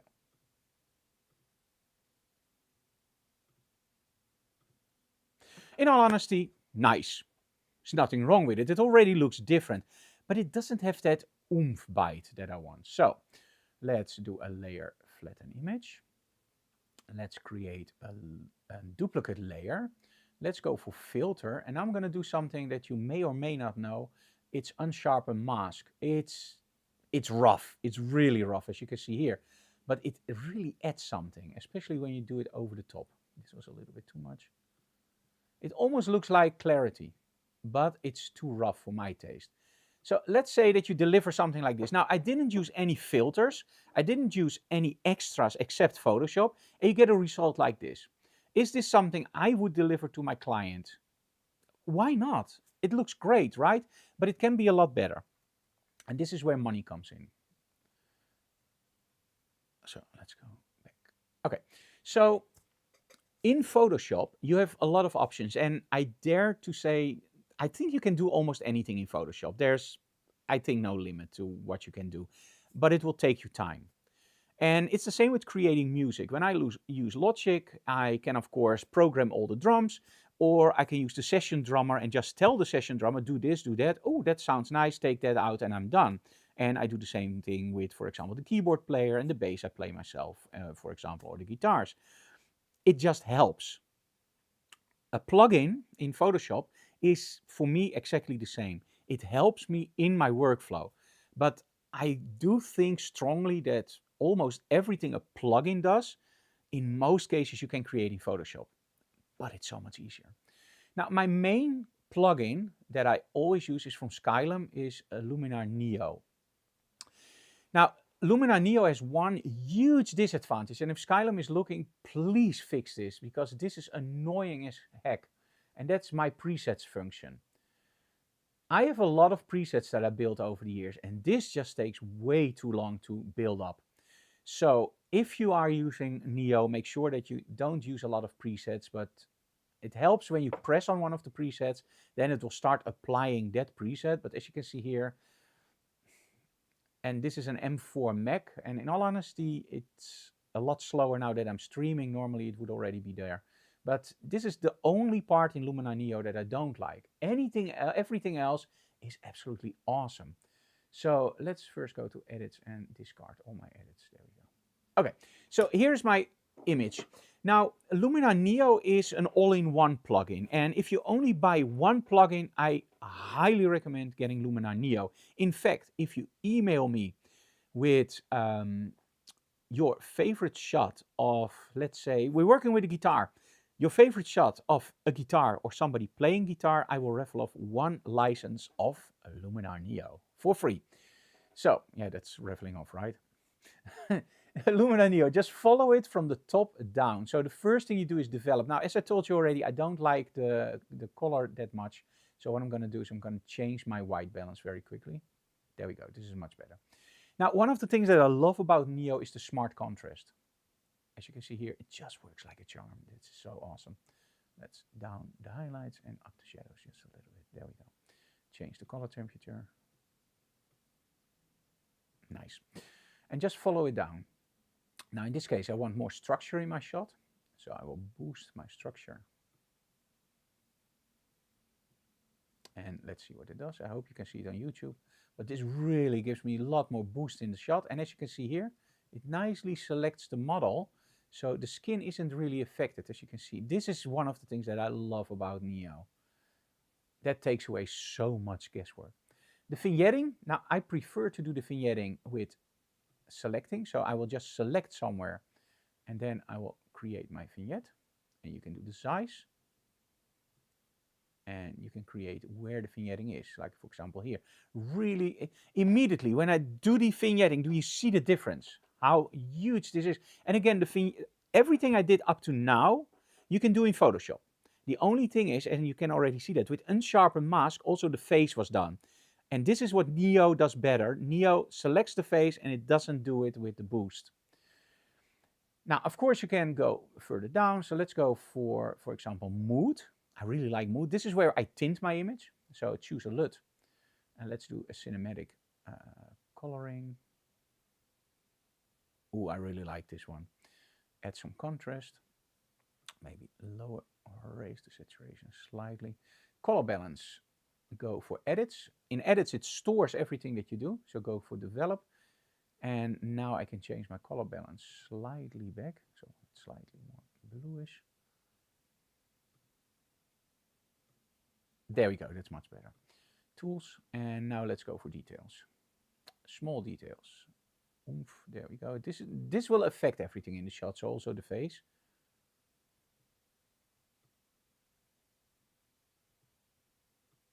And I like it a little bit rough in this case. Okay. Now, this is similar to what I did in Photoshop, but as you can see here, it looks nicer on the hands, the face is nicer, and overall the image just has a little bit more bite. So this is when I really like to use plugins. And I think when you see the next thing, you are totally convinced for Luminar. So let's do cancel for now. Yes. So let's close this one down. Let's do a model photo, and let's take one with a portrait.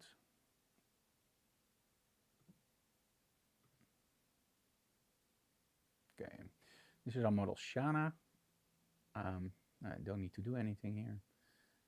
You can add a little bit of contrast to a shot like this. Again, when you're shooting raw, it can be a little bit flat. And adding a little bit of contrast really opens up a shot. There we go. So open. Now, skin work in the past was really tedious. So when I started out with photography, I used a technique called dots and burn, where you actually use layers and then pixel by, not pixel by pixel, but almost pixel by pixel, you took out everything. So when you saw a pore is of course a shadow and a highlight area. You just took your dots and burn tool and you took out the shadow, you took out the highlights, and you did it pixel by pixel. And at one point I was done, and I was busy for an hour. I zoomed out and I only had done this, and I was going like, this is not the way to do it. So I started using plugins and filters. Now, in the past, it was terrible because the skin would look really weird. And this is where I got a little bit frustrated with plugins, and I thought there must be an easier way. And there wasn't. So at one point, I found a plugin called Imagenomic Portraiture. It was very, very expensive, I believe 200 euros. And it was the only plugin at that time that really did a great job. Nowadays, I want to show you something in Neo. Now, Neo is great for event, portrait photographers, actually everything, because it has everything. The only thing missing can be, of course, skin retouching.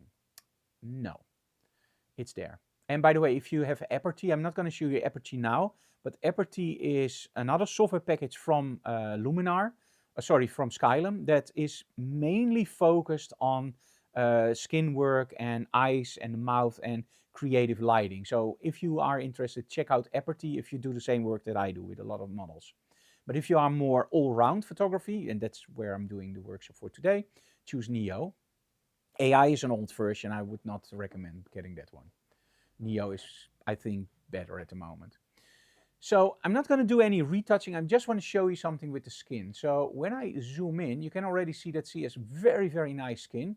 But the problem is, of course, we shoot with digital camera, so everything is razor sharp, and that's not something that the model wants to see.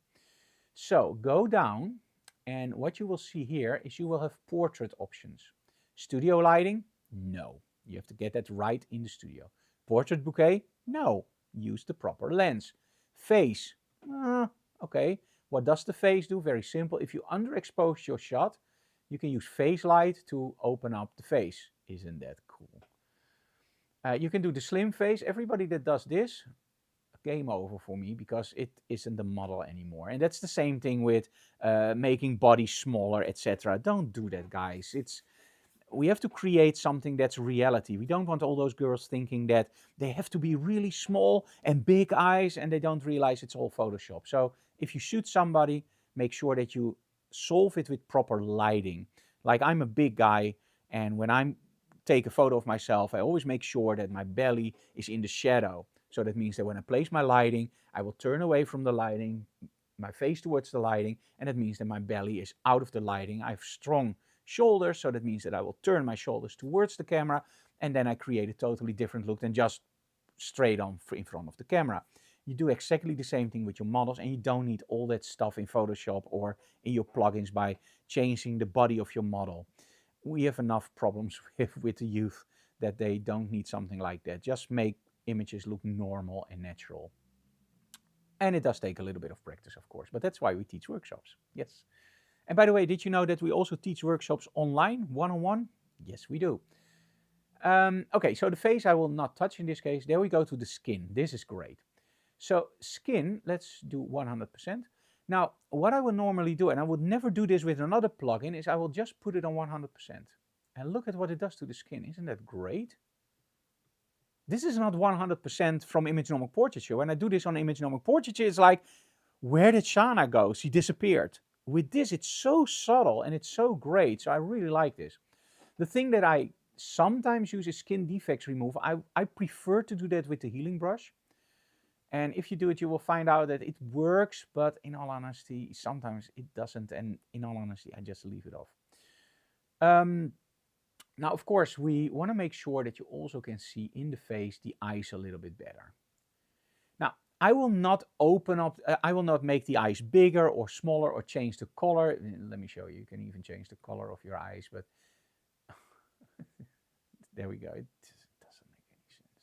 So don't. But for example, an iris flare can be really nice to open up the eyes. And for example, the iris visibility is great.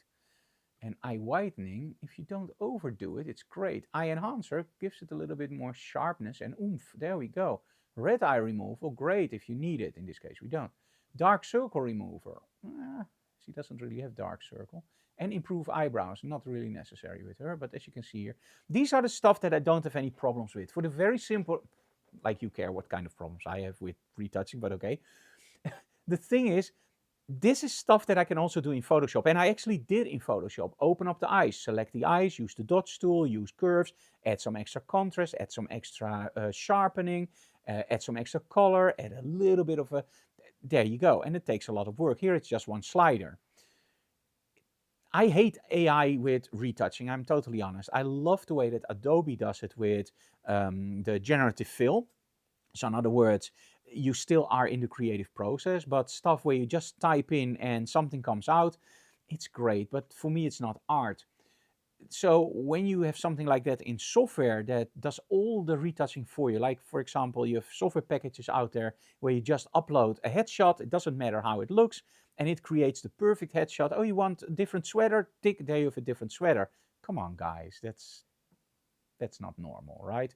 So in this case, this is all stuff I can do in Photoshop. This is all stuff that doesn't change my look of the model, so I don't have any problems with that at all. Let's just give it a little bit less. There we go.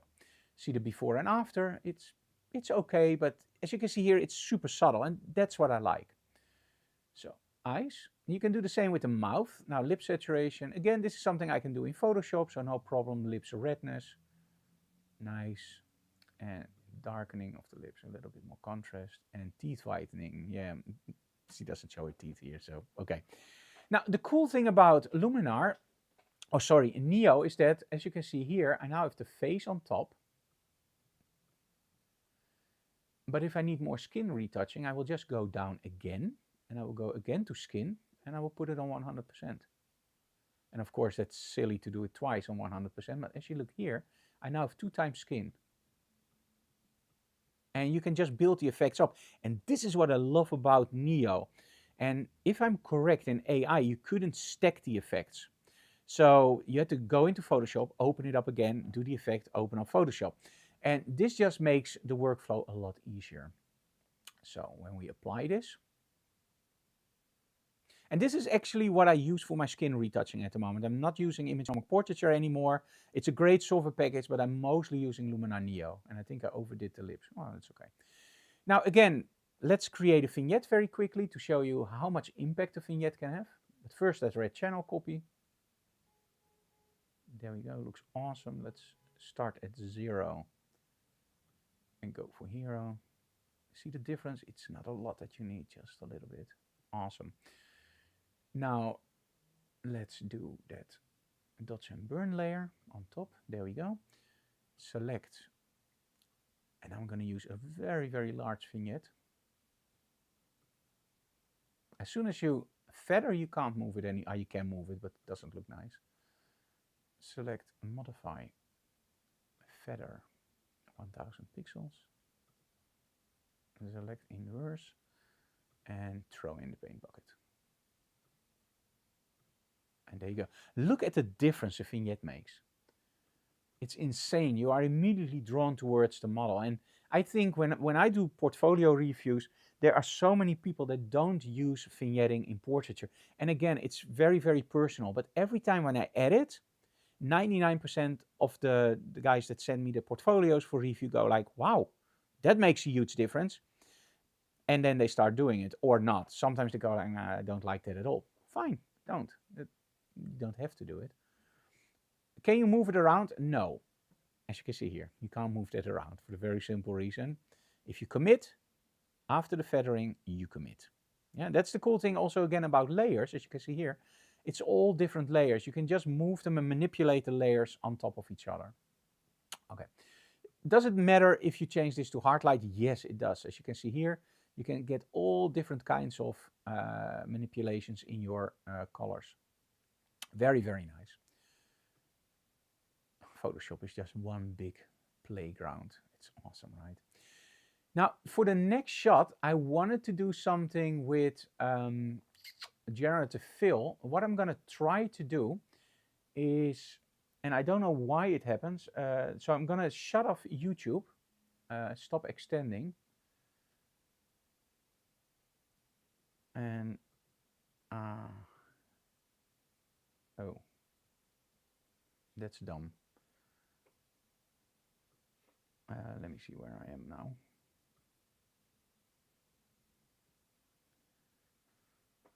Oh, sorry guys. Let me see. I did the wrong one. Thank you.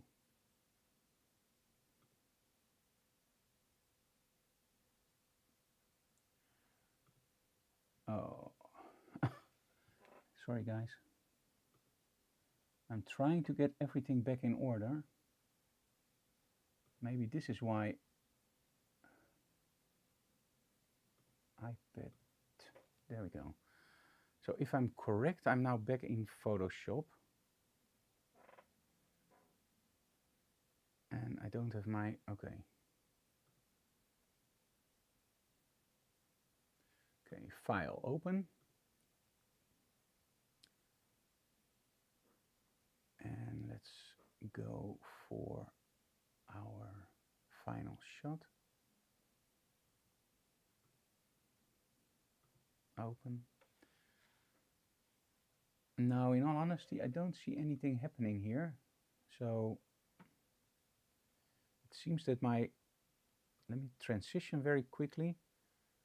And you know what? I'm going to show you a very quick commercial, and then I will be right back.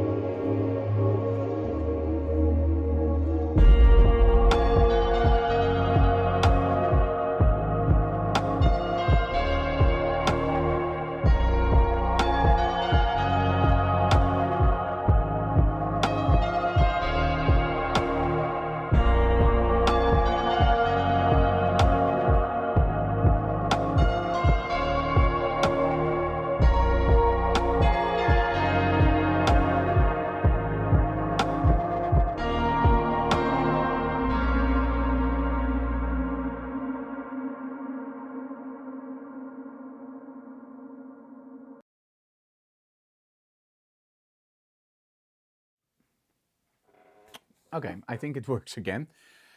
Don't ever disconnect something while you're live. But I wanted to see if I can solve the problem with the generative fill. Maybe it's on my side or there's maybe there's an error on Adobe side. I don't know. Anyway, final shot. This was shot during a workshop in England. And the whole idea I had was to show you something where you can change the backdrop. But if that doesn't work, don't worry, we're still going to do something cool. Now, in this case, as mentioned before, when I'm outside, I try to counter effect what I'm doing in my workflow. Meaning, I know my dynamic range of my camera, I know what I'm doing with the strobes, I know my retouching process, so I know the car in the front is way too dark, but I know that with shadows, I can literally just bump that up, as you can see here. Highlights all the way down because we want to make it as dark as possible in the sky. And then open up the exposure. And now I'm only looking at my model. Where is my model and how does he look? And add some contrast. Now there's a little bit of too much highlights on her chest. This is not one of my best shots, but I really like to retouch this one. So I thought let's include that one. And let's just lower the highlights on her chest. There we go. And a little bit of the exposure. That looks a lot better. Again, the shadows are terrible here, but bear with me. It's not about the shot. It's about the techniques, right? So let's open up this image. Okay. Now, the first thing you will notice is that it's not really nice. The headlights of the car are off. The model is okay. I love the car, but the backdrop is really, really nasty. So what I would normally do with this shot, and this is where I start to composite. Now, I have to warn you guys, I'm the worst compositor in the world. I just try to do something a little bit more creative. So as soon as I do something, I always try to make it glue together a little bit better with, for example, special effects. And that's what I wanted to show you today. Okay, so the first thing I'm going to do is I'm going to cut out my model. And I'm going to paste her on a new layer. In this case, I really cut her out. Doesn't really matter. We're not going to blur anything. Now, what I'm doing here is I'm going to create a new backdrop with generative fill. Not available. Okay. I already see the problem. Okay, let me go back again and let's sign in. Continue with my email.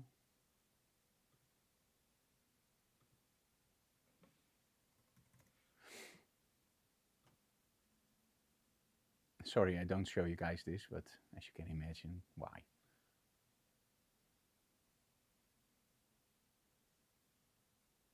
Okay, now I'm logged in. So now I'm very curious, in essence, to see what happens if I now try generative fill, because now I'm logged in. So let's try generative feature not currently available. Okay, so I'm going to go back to my Firefly.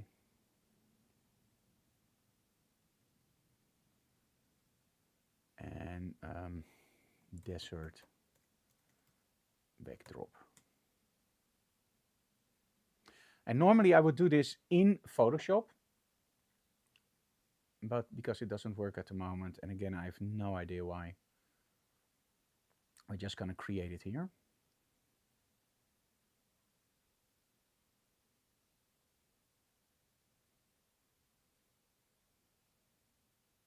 Takes a lot longer than normal. So for now, just move that. Oh, there we go. Okay, it's not perfect, but okay. Opening, save, download.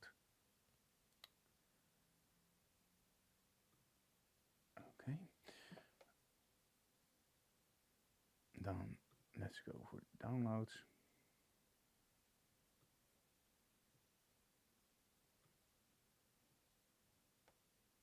And it's not perfect, guys, but bear with me. There we go. Okay, and let's layer hide, layer mask, hide all. Okay. Now, let's say that you want something that's behind our model, but you don't want to lose this. Yeah. So we're going to do select all. Sorry, select subject, of course. Oh, sorry.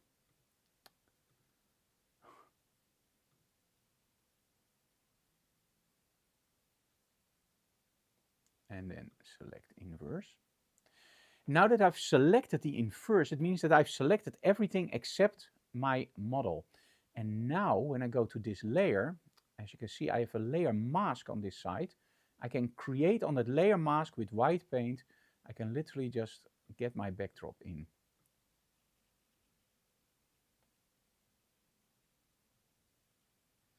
Now in this case, it doesn't make any sense, but because it doesn't work on the computer itself, it doesn't blend it nicely together. So we have some very contrasting backdrops, but as you can see, it's okay. The color is off, but hey, for now it's okay. So now I have my model in a different backdrop. Cool, right? But I wanted to show you something with a plugin that I love. Now, Neo is without a doubt a plugin that I use every single day for the skin retouching and of course for the presets. There's one plugin that I literally can't live without if it goes about cosplay. Now with cosplay, that's a different workshop for me. With cosplay, I do everything that I normally don't do. I shoot against a normal straight backdrop. I try to light it as flat as possible or include everything as I want it. And then in Photoshop, we create a totally new backdrop. We create a new scene and a lot of extra stuff in there. So for now, I'm just going to do it simple because I just want to show you the plugin. But imagine what you can do with this plugin. And the name of the plugin is Borisifix. So go for optics. And optics is awesome because in optics you have a lot of different options. And one of the options that I love to use is lens flares. Now, when I shoot lens flares in the studio with model photography, I want to make sure that the lens flare is 100% right in camera. But sometimes you have the model looks perfect and then she looks a different way. You go like, oh, that's greater, but the lens flare is off. If the lens flare is great in picture 1 and the model doesn't look right, and the model looks great in picture 2 and the lens flare is just not 100% right, you can of course take the lens flare from image 1 and put it in image 2. That's something that is normal retouching and done more than you think. However, if the lens flare is there in the original image, all the light is already hitting the model the right way. You just don't see the lens flare. And that's where Borisifix has beautiful lens flares. You can literally create a lens flare that's almost exactly the same as the one that you used. But today I'm going to use it creatively. I want to turn on the headlights of the car. Now in the past I did this with several dots with paint and then just blur them in different areas and it looked okay, but it was never 100% convincible. Now, I'm not going to say that this looks 100% real, but this is so much more fun. So let's go for a lighting and let's go for our, let's see, our lens flare. Where are you? Lens flare. And then place it on the headlights of the car. I can also create, of course, and this is something that I don't like about Borisifix. You also have a second controller. And I never see where it is.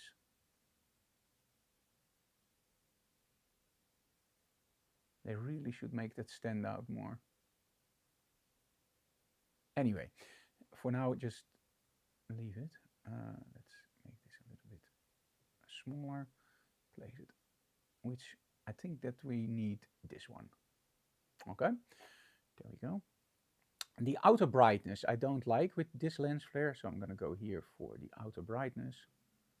And normally you can move that around with a little picker that's here, but as you can see here, I don't see it. It's red and it just disappears on me. Okay, so let's duplicate this layer if I like the headlights, and I do. Duplicate the layer and let's move that over here. And of course this one we're going to make smaller because it's on the opposite side. You can use a mask to mask this off. I'm not going to do that now for time issues, but you can literally just do that very easily. And now, of course, the light is coming from this side, and that's okay with the backdrop. So let's create, I always look at the backdrop, where are the shadows? If the shadows would fall that way, of course, the light has to come from this way. But as you can see here, the shadows fall that way. So that means that I can place my light here, and that fits actually pretty nice with my model. So let's do a new lens flare. And now let's take one from the sun a little bit. There we go. And I really have to find that bigger, that second one.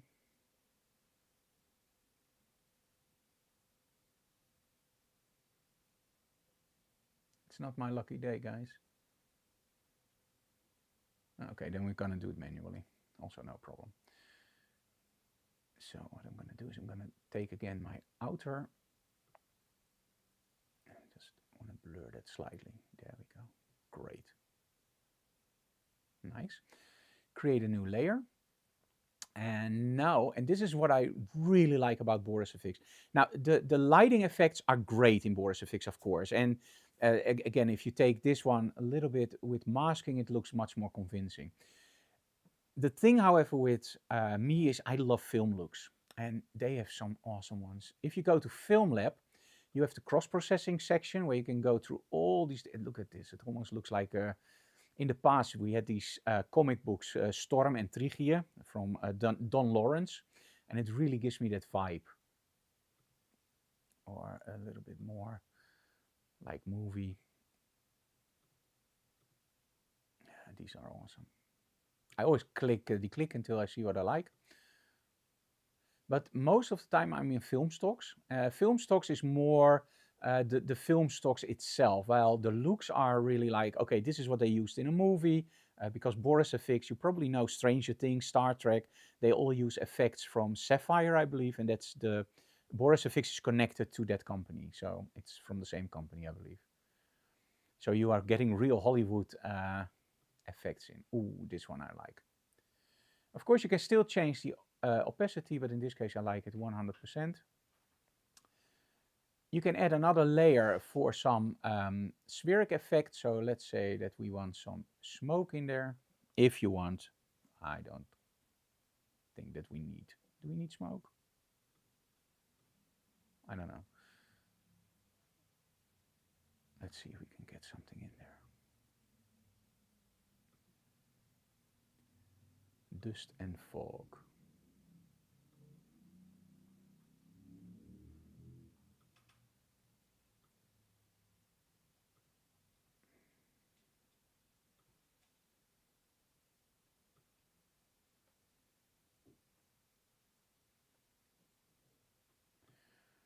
And you can choose different kinds of smoke. Sometimes I use this, not a lot, but sometimes I use it when we have a lot of smoke in our studio and there's one area that's missing. You can clone it, but somehow I found out that when you use the effect from Boris FX, it just looks just as nice, and sometimes it even blends better than just cloning it. So most of the time I will just use it, or as a mood maker, as you can see here, I'm just using it to add a little bit more structure to my image. And of course, also here you can use darken and lighten and multiply. Let me see what works. I think normal works fine here. There we go. Duplicate the layer. So now I have two smokes. I can just move that here and press apply. Now I hope I'm still online after this. There we go. Okay, let's for now just level everything a little bit. There we go. I like it. And I'm going to do the same thing again, the red channel trick, only this time in an action. As you can see here, it doesn't work, right? So let's see what another layer does. So let's go for layer, new layer. Press OK. Go for the background, go for channels. And in this case, let's do the blue channel. Command A, copy, Annemiek. Okay, please not. And let's do soft light. Ah, that's better. Just gives it a little bit more. There we go. Okay, layer flatten image. And now let's create a nice vignette. And let's do the dots and burn.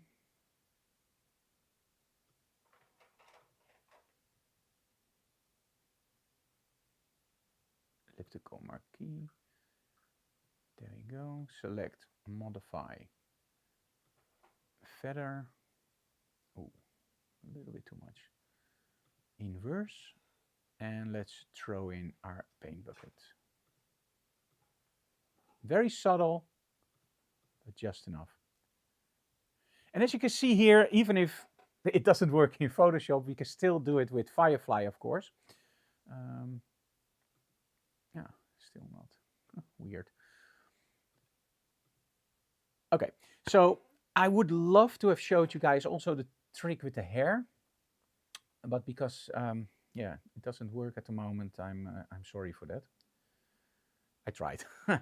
So if you have any questions about Photoshop or Lightroom, just leave them in the comments below and maybe we'll do a follow-up. But I try to keep it as simple as possible, but also throw in some nice ideas. And I want to close up with one that I forgot. One moment. This one is actually the one that I saved for last, so I don't want to forget it. Now, during this class, we've done a lot of different stuff with manipulating your image, but there's one I forgot. And that's actually the one that I use the most. Imagine that. Go for an adjustment layer and go for the black and white adjustment layer. Now, the moment you're gonna see this is you're gonna wonder like, okay, so you make it black and white. Yes, and in the black and white adjustment layer, you can change to your heart's content, you can change how it looks, right? So it's a little bit more control than you have with your normal black and white converter. However, let me reset everything back. There's something else. I already told you guys that every color has 3 coordinates, the X, the Y, and the big Y. I repeat that all the time. It's like a mantra in your head. The big Y is the luminance. So what happens if we change our blending mode not to soft light, because that doesn't make any sense in this case, but let's go for luminance. Hey, there we go. The image looks exactly the same, you think, unless, of course, I'm doing this. You can already see that there's a difference. And that's because what I can now do is I can now manipulate the colors by very simply just moving the sliders in my adjustment layer. So if I want more red, I will move it down to make it more saturated. If I want my yellows to manipulate, I will move them down or up. Same with my greens, same with my cyans. Cyan, you know what I mean. And with my blue, so let's turn that down and let's give it an applause for magenta. There we go. So I can create much more intense colors, but I can also move the colors around. So if I go like, okay, the magenta looks really nice, but I want more oomph, there you go. Do the same thing with your yellows, a little bit more down. Just boost the reds, and there you go. You have a completely different image. Now this one I don't like, so let's move the reds down to create more power in the red, and move the magentas up to balance that out. And there you go, different image. It's subtle, but sometimes this just gives you a much nicer color temperature on the hairs. By the way, I see a really weird transition here. That's probably because I copied it, not with copy paste special. So that's my mistake. Okay, back to the camera. For the next digital classroom, we're going to do something really special. As you know, we are the distributor in the Netherlands for Rogue products, and I'm an ambassador for Rogue, I think, for over 15 years already. And we actually designed a product together, Rogue and me. That's the Frank Dorel Flash Bender XL. We get a lot of questions from people like, hey, we really like what you're doing with the stuff, but how does it work? And Anouk and I talked about it and we said, why don't we do a digital classroom where we show you guys how you can work with 2 hybrid strobes, so the GT200s, or if you have Godox or Westcott, doesn't really matter. And we're going to use the magnetic system from Rogue and the flash benders. And we're going to use only those accessories. So we're going to use a snoot, we're going to use the grids, we're going to use gels, the dome, we're going to use the Frank Dorel flash bender, of course. And we're going to use the umbrella and the rectangular reflector. So we're just going to show you with different lighting setups how you can create one kick-ass lighting setups, but also how you can get it really nice with bare minimum in products. Now the Rogue system is very extended. I wanted to say complex, but it's not. It's really simple to use, but it's very extended. So we have a lot of different accessories, and I'm going to show you what each accessory does and create an image with it. So that's going to be a really interesting digital classroom. If you have any questions you want me answered during that classroom, send me those questions and I will incorporate it into the sets. And also for the digital classroom next time, so after the Rogue one, send in your images for a review. So we have our email address, and you know that of course via YouTube or social media. Send us your images, and I prefer a retouched image and a raw file. So the raw file I can then retouch during the live broadcast to show you how you could do it differently, or if you like it or not. It's just a different opinion. And there we have Anouk, and she's going to tell you that on next Monday, so Monday next week, We are at the MPN Beurs in Den Bosch, I believe, right? Yes, this Monday. Yeah, this And Monday. together with our partner Camera Express, we have a special discount on road products. For the Dutch clients. Yeah. So make sure you check that out. Just drop us an email. And of course, today we've done all the editing on a BenQ monitor. In my case, the SW321C, which is my personal favorite monitor.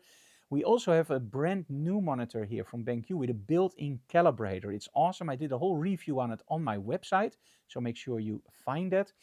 And we have a special discount for you guys. If you email me and you're living in the European Union and you are in look for a new monitor, email me and you will get a 10% discount on your new BenQ monitor. And I can highly recommend it. I've been using them for over 10, 15 years. I was one of their first ambassadors actually, and I still love their monitor. So make sure you check them out. And if you need a new one, email me for the discount code. And we have another discount. That's for the photo fair, June 6 and 7. And until May 1st, you'll get a €5 discount. Yes. If you order your tickets. And that's the photo fair itself, the €5 discount. Now, if you book a workshop with me on the photo fair, you will get a €50 coupon for a workshop in Emmeloord. So let me rephrase that. You book a workshop on the photo fair from me, and I give 2 workshops each day, and you get a €50 discount on a workshop in Emmeloord to your choice. And I believe they only charge how much for the workshops? 89. 89. So you get more than half back via the coupon. So Yeah, make sure you cool. register for our workshop. Yeah, and who are the models on the photo fair? Claudia and Felisa? Felisa. Yes, yeah. Claudia and Felisa. So it's going to be awesome. Okay, I think that's it for today. Unless, Anneweek, you have something more to tell? Please subscribe to our channel. Leave comments below. And of course, tell other people about it. So we can grow. See you again next time. Commenting is good for the algorithm. Yeah, commenting is very good. And liking is very good. And sharing, of course. Sharing, so thank you so very much for watching, guys. And see you again next time.